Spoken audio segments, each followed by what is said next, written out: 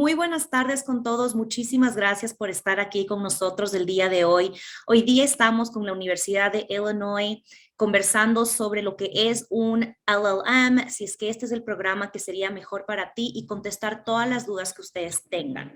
Estamos acompañados de Margaret Etienne y también estamos acompañados del doctor Carlos del Vasto, que fue beneficiario de Colfuturo no solo en el 2009, sino en el 2015 también, para una maestría y también para un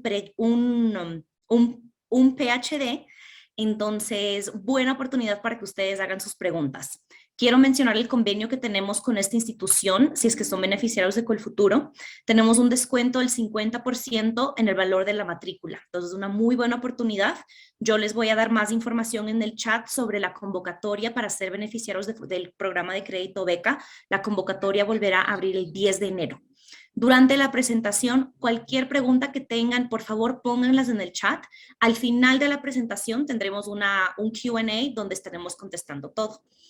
So, thank you so much, Margaret, for being here today. You can continue with your presentation. Wonderful. Thank you very much for having me. I am really pleased to be here on behalf of the University of Illinois.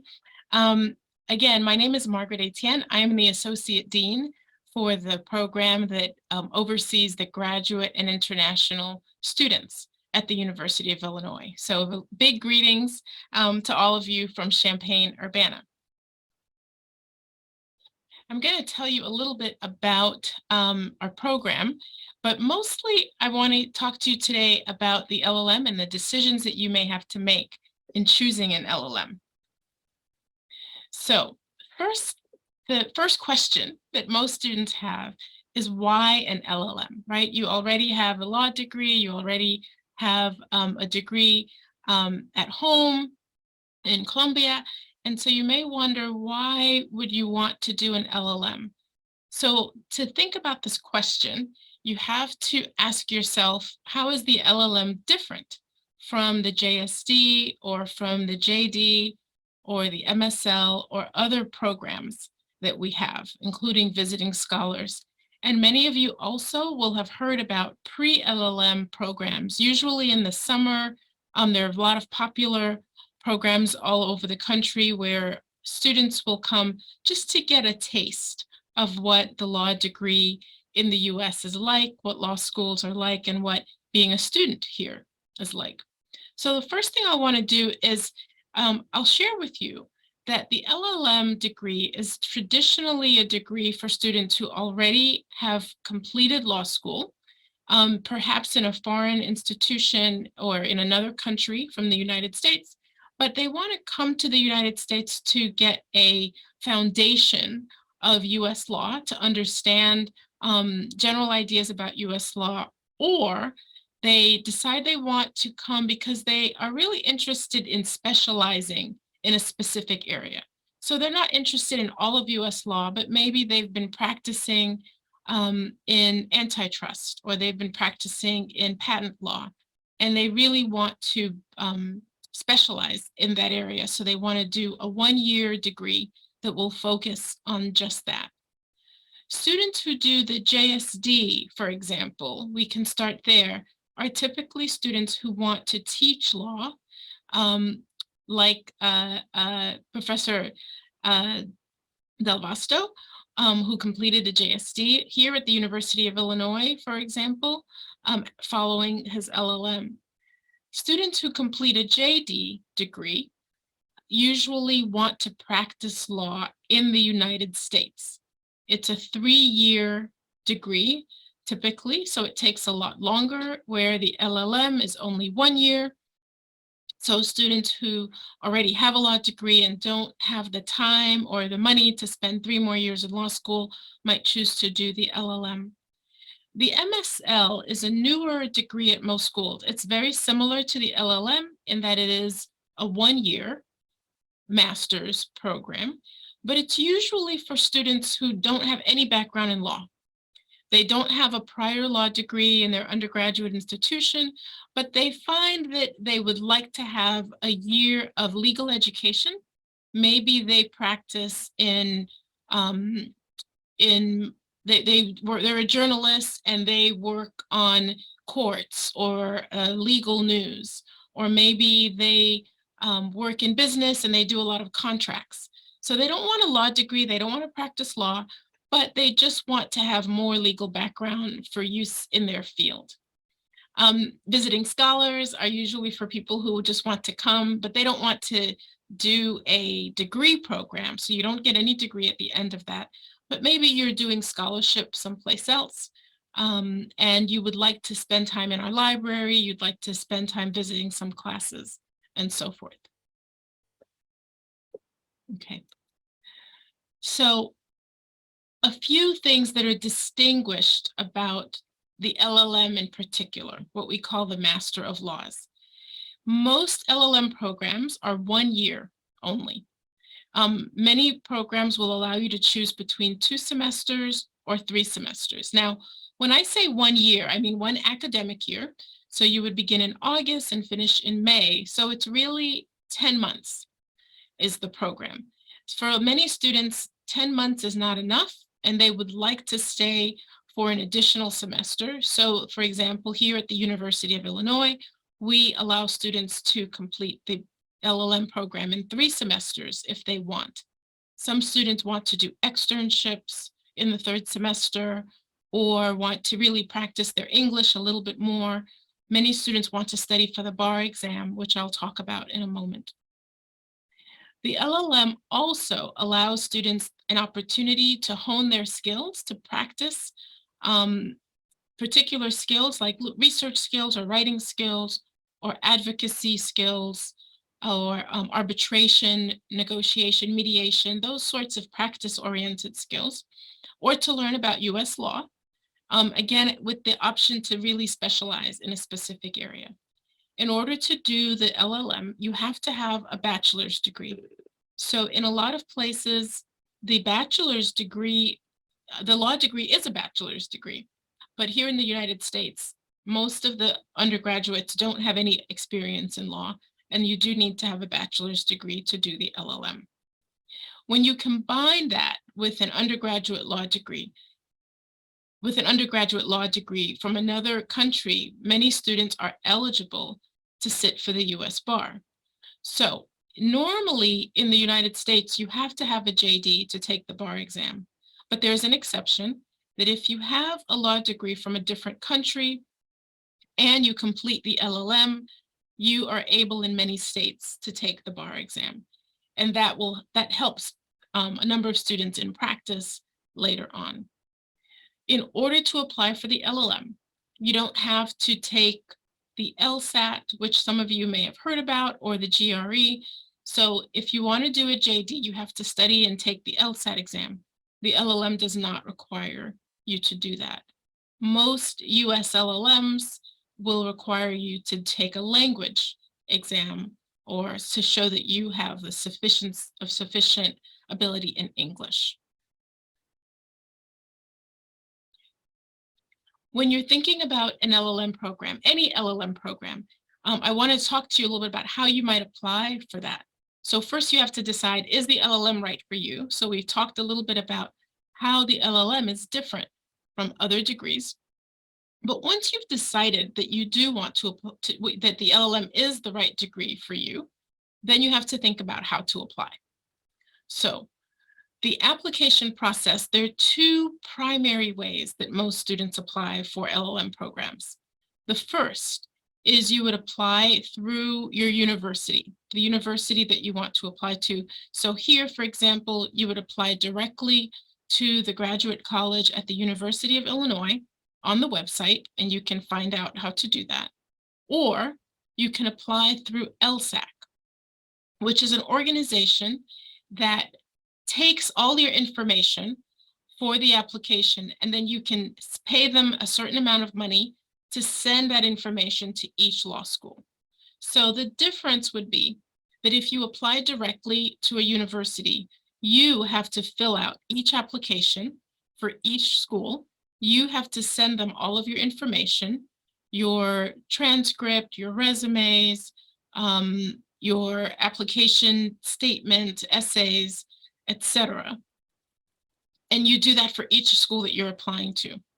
Whereas if you use LSAC, you send all your information to one place, to LSAC, and they will send it to you. They will send it for you to all the different schools that you're interested in. Of course, they don't do this because they're, just being nice. They do this for a fee. So it's usually less expensive to apply directly to the university, but it takes more time. So students have to decide how they want to do it. If you know that you're interested in one school or two schools, I would recommend that you apply directly. If you know that you're applying to 10 different schools, then you might want to apply through LSAC. And I think the last time I checked, it was maybe $30 or $35 per school to pay LSAC for the application fee or something like that. It may have changed since the pandemic. In the application, some of the things that will be required will be the application for the school, your CV, a statement of purpose, a transcript from your undergraduate institution, your law school or your bachelor's degree.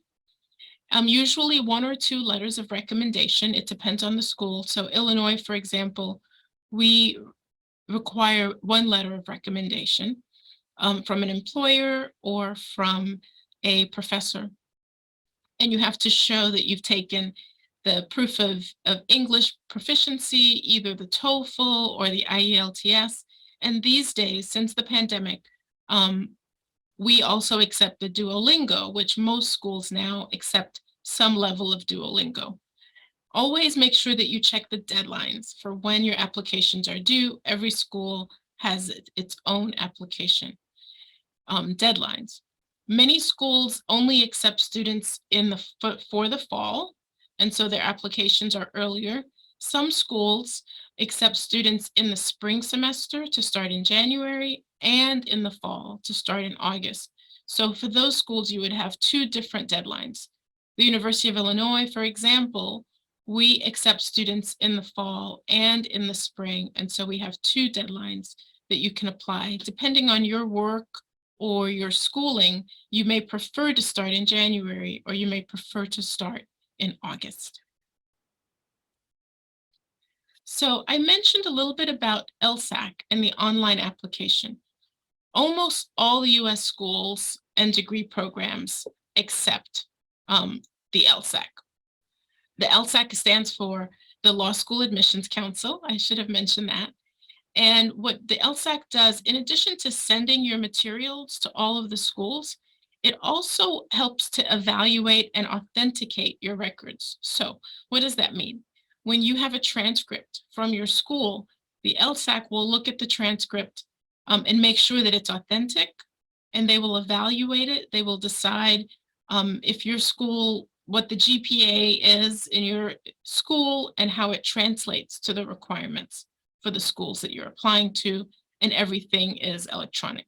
As I mentioned, this is a general estimate. The last time I looked, the application service was $35. And then they charge you $50 to assemble all the documents. The transcript authentication and evaluation is $135. And then each time you send your materials to a school, you pay $30 per school. So it can add up depending on how you're doing it. But this is good information for you to know if you're interested in applying for the LLM. Okay, and if you are, as mentioned, if you are applying for directly to the school, for that you would want to think about looking at websites for all the schools. So, for example, I'll give you an example. If you look at Illinois, you would go on the University of Illinois website, illinois.law.illinois.uiuc.edu, and you would try to find information about the LLM program. Of course, you could look for JD or JSD or other information. And there, it would show you how to upload the application directly. So you could do that on your own. You would obtain a transcript or other materials from your school, and then you would mail that material to our school. Most schools have a similar system, so you want to think about looking at their website to make sure. And again, as I mentioned, many schools have an application fee and deadline. So even if you don't have to pay the fee to LSAC, a lot of schools will charge you a fee to apply to their program. The University of Illinois, for example, we do not charge a fee for the application, or rather I should say the fee is waived. It's normally an $80 fee, which is average, but we waive it for all of our LLM applicants, and particularly all of our students who are partners, who are applying as partners. For example, we have a partnership with CoFuturo, and so students who apply through that would not have to pay any application fee. All that information and any questions that you might have, you can email to us at law-gradprograms@illinois.edu, and we could help walk you through the system of how to apply to our school if you wanted to do that directly.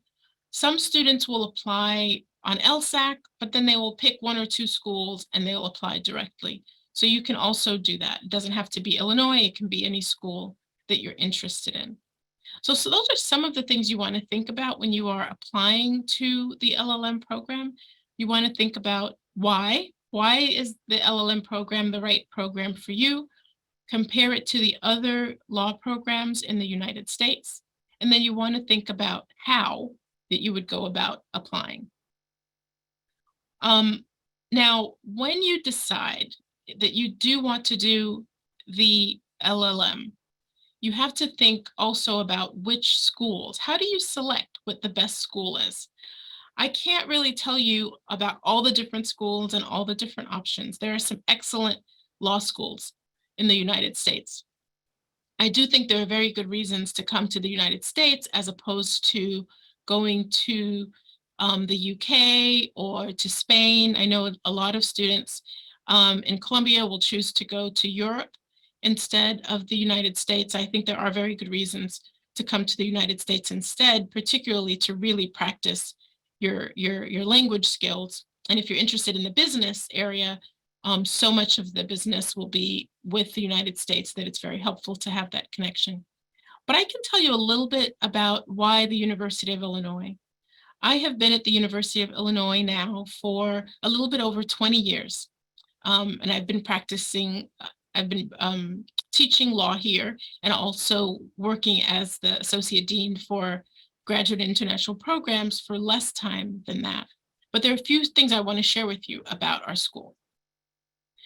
So we are located in Champaign-Urbana in the state of Illinois. It's a very beautiful campus. And if you are interested in a very typical American university experience with, a large green space, campus living, lots of sports, football games, activities, sororities, fraternities, music, live music, parks, restaurants, all of those things. This is a great place for that. It's not a large city. I grew up in New York City, so I know very much what it's like to live in a large city, and there are lots of benefits for being in a large city. But for a student who's coming from another country and who really wants to get to know the place well, I think there's a lot of benefit to being in a smaller city. So we have a vibrant downtown with lots of things to do and a very welcoming atmosphere. I'm going to, when we have time for Q&A, let Professor Del Vasto tell you all a little bit more about what life is like here so you can hear it from the perspective of someone who was a student. But I share that if you can see here on the PowerPoint, the map of the United States, and Illinois is almost very much in the center. We're right in the middle of the country, with the biggest city being Chicago. So there are a few factors that you want to think about. Now, I want to share with you, of course, I'm biased. I love the University of Illinois, and I would love to see all of you apply here. But I also want to make sure that you make the best decision for you. So whatever school you're deciding, I've identified 5 factors that you want to think about in choosing an LLM program. One is location. I've already mentioned Champaign-Urbana. Our students really enjoy being here. They get to know each other. The town is small enough that you can get anywhere in about 10 or 15 minutes. What that means is that the professors are actually in the building. So we are here. I'm in my office right now. Students come and talk to us all the time. We have a very open door policy, and it's a very collegial place. So of course you want to think about what it feels like. Is it safe? Is it affordable?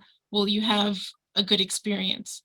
But the reason you're going to law school and the reason that you are pursuing an LLM is usually for academic or career purposes. So the second factor I have here is you want to choose a school that has an excellent reputation, both in the United States, an excellent ranking, but also internationally. So the University of Illinois, for example, we have over 100,000 alumni all over the world. Many in Colombia, in Argentina, in South America, and Latino America in general. And so that's a very important factor to think about when you are looking for a school, that when you graduate, you'll have alumni who can help you. And also you will have people who have heard of the school and think well of it. The third factor, academic programs. We have very strong academic programs with, importantly, several concentrations. We are known for intellectual property and corporate law and criminal law, bankruptcy law. We are also very well known for empirical legal studies. So those are the kinds of things that you're interested in. You want to think about a school like Illinois. When you do pick your LLM program, spend some time on the website to see who the professors are, what the courses are, what the classes are that you're actually interested in. Don't just go by the ranking.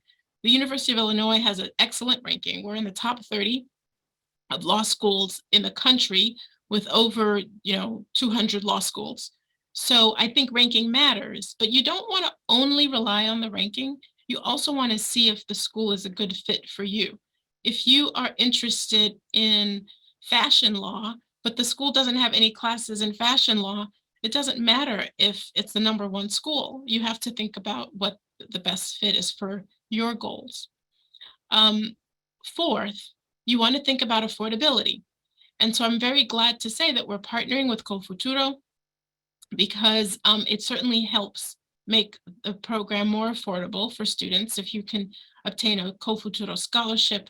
But our partnership also with CoFuturo guarantees you a certain amount of scholarship. So for our partners, we provide a scholarship of $34,500 per student, US dollars per student, which is a significant benefit for students who want to attend the University of Illinois. Our tuition for the year is $49,500. That's about the same as, you'll find that fairly consistent with many schools, just tuition, $49,500. And so a scholarship of $34,500 really means that you're paying about $15,000, which is still a lot of money, but compared to what you would normally pay in most schools, it makes the university tuition very affordable at the University of Illinois for students who are coming from Columbia.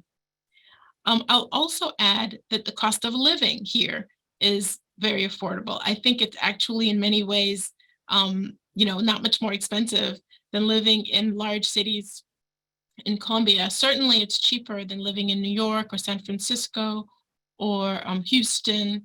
So that's something to think about when you're selecting a school, what the affordability of the school and the cost of living, housing, food, etc. And then the fifth thing I'll mention is the application process. We've talked a little bit about that, so I'm not going to say much more, but you want to see if you can apply directly to the school because it will save you some time and it's some money. If you know, for example, what school you want to apply to, it will be a lot cheaper than to do it through LSAC. Okay. The next thing I want to talk about are the approaches. When people are making a decision about law school, they often have three approaches in mind. And this is, I find, to be true with many of my students, including my students who are coming from Latin America. So the first approach is they want to master US law, right? They want a general idea of US law. Our school requires students to take 32 credits. That's about 9 or 10 classes for the year, 4 or 5 classes each semester. And that's a very good background. That's a very good foundation to take general courses in US law. The second approach is some students want to just come and pass the bar exam. So they've already studied law in their country, but they really want to focus on the courses that are on the bar exam. Many of our students every year pass the bar, pass California bar, Texas bar, New York bar, Illinois bar. And that helps them a lot in terms of their practice at home, but also if they want to get a job or position in the US, passing the bar is really essential. And the third approach I'll mention is many students come with the approach of specialization. And I've mentioned this already, but they want to focus on a field of study. Maybe they've been working at a law firm for a few years, and they've been doing a lot of work in mergers and acquisition. But they would like to know more about this area. And so they would come and do an LLM, and they would pick one of, like, so for instance, we have several concentrations, areas of specialization. They might pick a concentration in commercial law, corporate law, commercial law, and trade, and take almost all of their classes in that area for that year. Other students would say, maybe you've been doing a certain area of law, you've been practicing in real estate law, but you don't want to do real estate law anymore.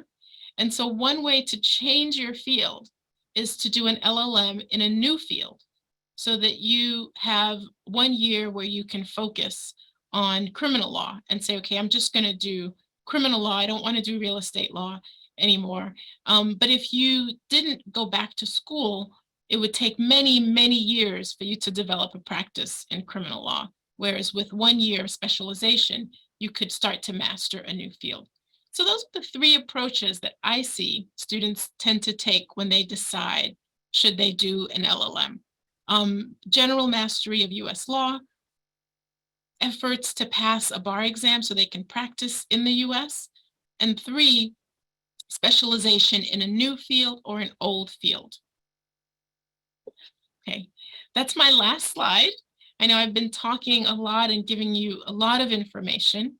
And so we'll end it here, and you can see our beautiful campus here, and you can see our beautiful campus behind me as well in the webinar.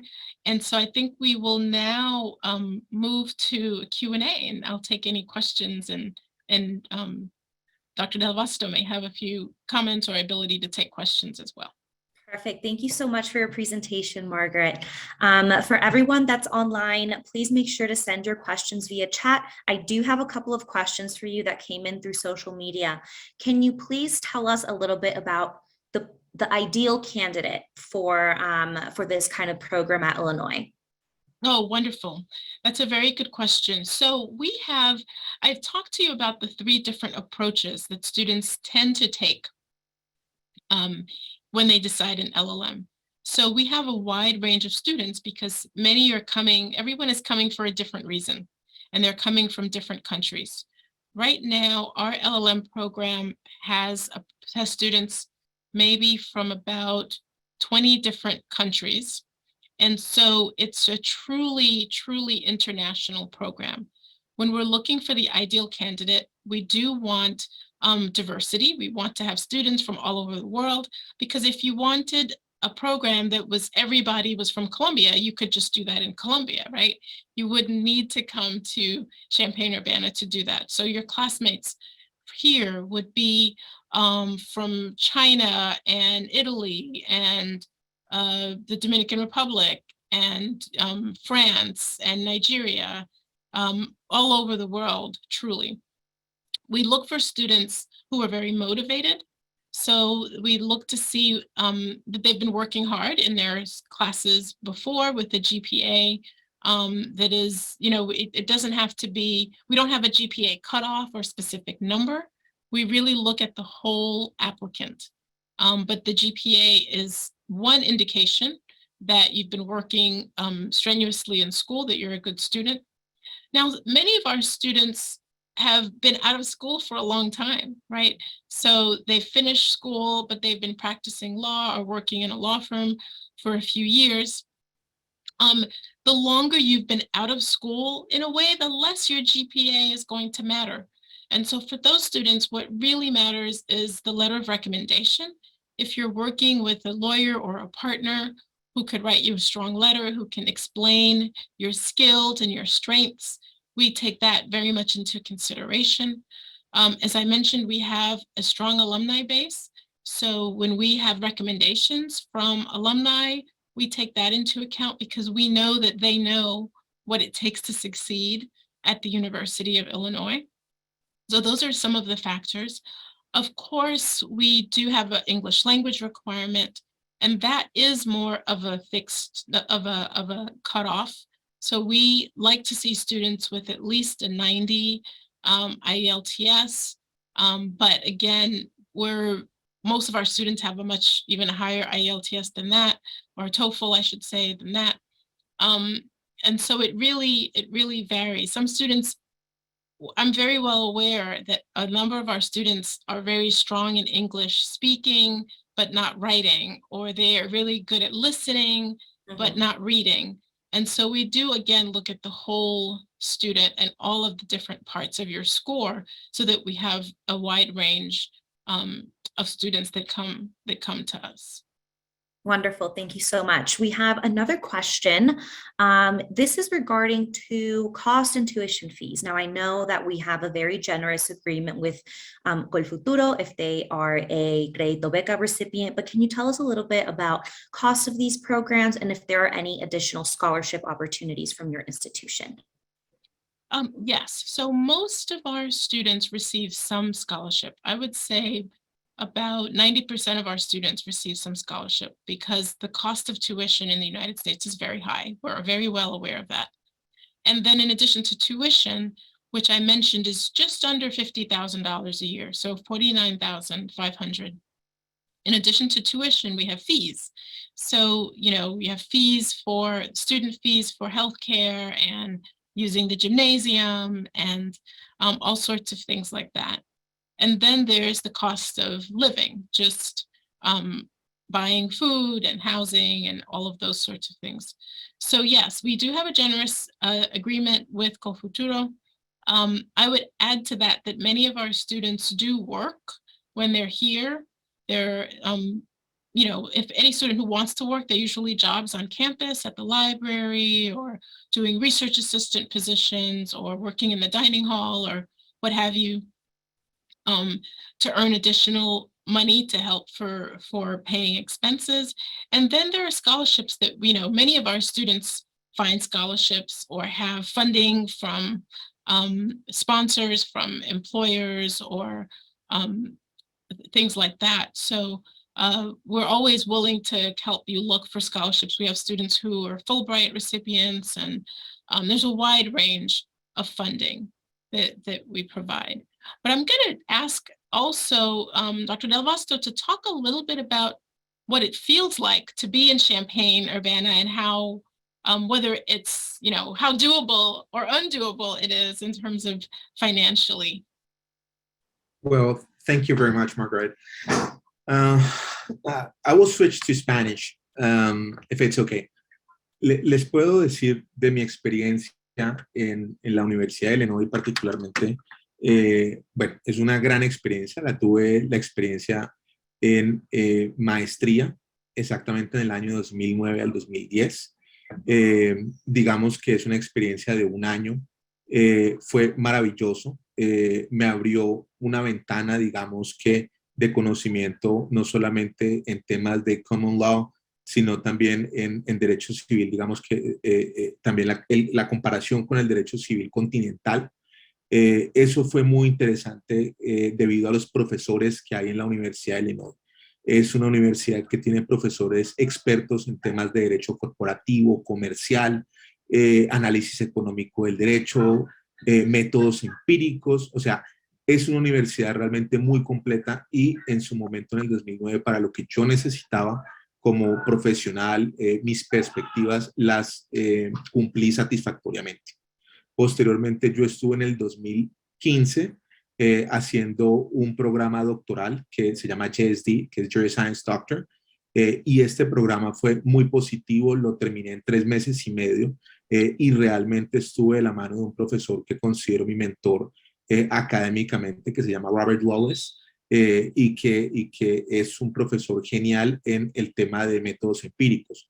Yo soy académico, trabajo con la Universidad Javeriana, soy el director del Departamento de Ciencia Jurídica y Política, y les puedo decir que esto para mí ha sido un gran cambio, particularmente el doctorado, porque me ha permitido poder desarrollar y explorar un tema que en Colombia apenas está empezando y lo estamos avanzando aquí desde nuestra universidad. Yo no podría haber hecho eso si yo no hubiera hecho hacer el doctorado, si no hubiera hecho el doctorado en la Universidad de Illinois y si no hubiera hecho la maestría en la Universidad de Illinois, para darles como un ejemplo de cosas que en este momento estamos desarrollando nosotros, o particularmente yo estoy participando en un futuro programa que vamos a tener de diplomado con el Banco Interamericano de Desarrollo, donde uno de los componentes va a ser la parte de metodología empírica legal, ¿sí? La parte de métodos empíricos enfocados en el tema legal. Entonces, es una población urbana, Champaign es ideal para vivir. Yo en el 2015 me fui con familia, mi hijo nació en Estados Unidos, el segundo. Es un lugar súper atractivo, bellísimo, lo extrañamos y lo rememoramos con bastante nostalgia, ¿sí? Entonces, es bastante, digamos que, asequible económicamente, y cada dólar que ustedes se gasten allá, créanme que vale toda la pena desde el punto de vista académico y profesional, porque se les va a devolver con creces, ¿sí? Con creces. Entonces, quisiera hablarles más de mi experiencia, pero me encantaría escuchar preguntas del público, ya que yo estuve allá viviendo y de pronto les puedo dar algún insight, alguna mirada que les pueda de pronto ayudar a ustedes a tomar esta decisión. Muchísimas gracias, doctor Del Vasto. Aquí tenemos una pregunta que capaz tú nos puedes ayudar a contestar. Preguntan si pueden estudiar primero un JD, estudiar primero el LLM y corridito empezar el JD. O si tú tienes capaz alguna otra recomendación para este proceso y cómo llegar al JD.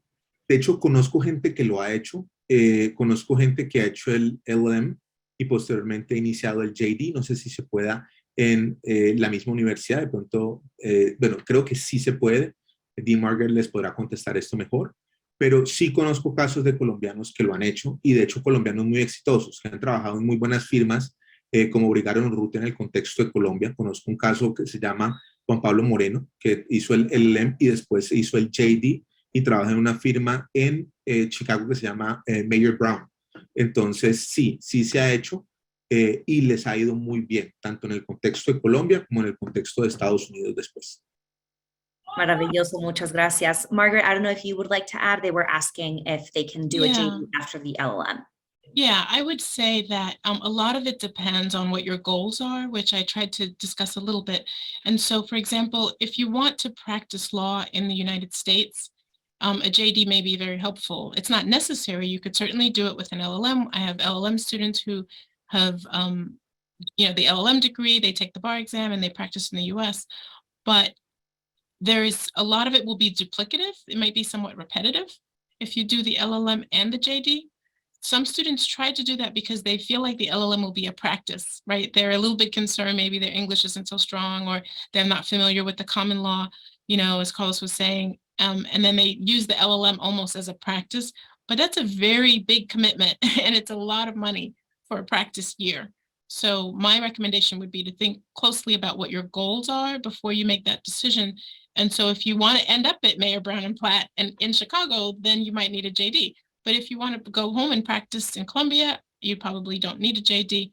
Or if you want to practice in the US, there's certainly jobs you could do without a JD as well. But I think the biggest benefit is it certainly helps you pass the bar, because you have 3 years of education instead of one. So of course, you're going to be better prepared for the bar. And then some employers as well in the US will view that you're better prepared for the job. So if your goal is to practice in the US, then that may be a consideration is to do the JD. Wonderful. Thank you so much, Margaret. We have another question about a specific program. They are interested in commercial law and trade. Is there anything that maybe you can touch base on that? Yes, I'm happy to talk about that. So the commercial law and trade is a corporate law program.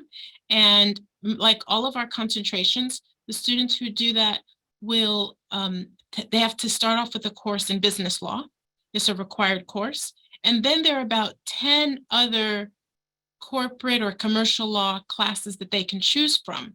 And they must take typically 3 of those courses in order to earn a concentration. And so when they graduate, they will have an LLM from the University of Illinois with a concentration in corporate law, commercial law, and trade. And many students have found that to be very helpful on the job market to be able to say, I've really specialized in this specific area. Thank you so much. And then I actually have another question for Dr. Del Vasto. Quieren saber un poquito más de tu background. Si nos podrías compartir dónde hiciste tu pregrado y pues tu camino luego a los Estados Unidos con Colfuturo. Perfecto. Yo hice mi pregrado en Colombia. Yo soy abogado en Colombia y posteriormente fui a hacer una maestría. Con Colfuturo creo que es una organización totalmente ideal porque te da una beca crédito para poder realmente participar y costear los estudios y manutención en el extranjero. De las cosas que yo creo que nosotros tenemos positivas en el contexto de Colombia a nivel de educación es que tenemos una organización como Colfuturo. Y lo digo después de haber estado con personas de diferente parte del mundo en los programas de maestría en el 2009 y 2015 ya en el doctorado. Incluso nosotros en el doctorado tuvimos un Overseas Exchange Program en la Universidad de Luxemburgo, donde nos envió la Universidad de Illinois y a nivel doctoral. Y hablando con otras personas de Europa nos decían que no tienen organizaciones como Colfuturo y al igual que el resto del mundo, en Latinoamérica no hay una organización como Colfuturo diferente a la que nosotros tenemos en Colombia, al igual que en Europa. Esto es una gran ventaja para nosotros los colombianos. Y siendo una persona que conozco el modelo educativo de parte Estados Unidos, parte de Colombia, y hablando con personas, hoy nomás estuvimos almorzando con una ex ministra que tratábamos el tema de educación en el país y mencionábamos el tema de Colfuturo.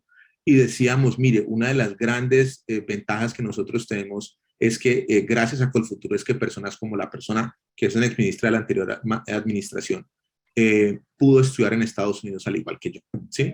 Entonces creo que eso es una forma de hacer que las personas que son inteligentes, capacitadas, puedan hacerlo en el extranjero, particularmente en una universidad top como la Universidad de Illinois, y puedan volver al país y desarrollar nuevamente Colombia, aplicar ese conocimiento al contexto de Colombia. Entonces, lo veo como con una labor social, bastante función social, y lógicamente ustedes se van a divertir y aprender en el proceso. Muchísimas gracias, Dr. Del Vasto. Margaret, we have one last question for you. I know you have another engagement. They are asking about specific programs with immigration law. Okay, great question. We have several courses in immigration law, and we also are one of the schools that have a law clinic in immigration law. And so students who come and practice in the law clinic can represent individuals as students, or can assist in representing individuals as students. And it's an excellent, excellent preparation.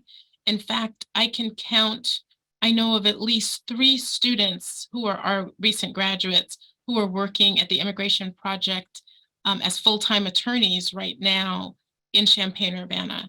And so many of our students actually go on to do immigration law, and it's a great area. But if you're a foreign lawyer, even if you're not interested in immigration law, anytime you tell somebody that you're a lawyer, one of the questions they're going to ask you is about immigration questions. And so I recommend that most of my students know a little bit of something about U.S. immigration law, because wherever you go, that will be one of the things that people will look to you for advice as an attorney in your community. Wonderful. Thank you so much.